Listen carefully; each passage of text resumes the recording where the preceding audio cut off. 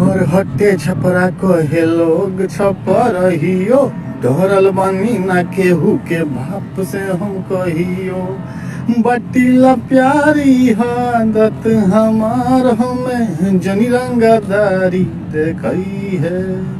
हरे राखल रह जाई हथियार हो तोहार, दुइये मिनट में देहब गर्दा झाड़। बटीला हम प्यारी ह आदत हमार, दुइये मिनट में देहब गर्दा झाड़।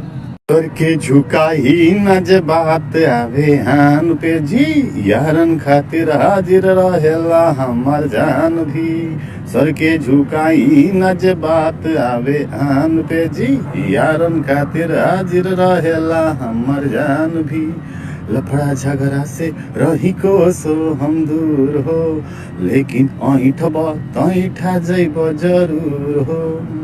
हरे राखल रह जाई हथियार हो तोहार, दुइये मिनट में देहब गर्दा झाड़। बाटीला हम प्यारी आदत हमार, दुइये मिनट में देहब गर्दा झाड़। का बुझाए? जय श्री राम, बम भोला मारे।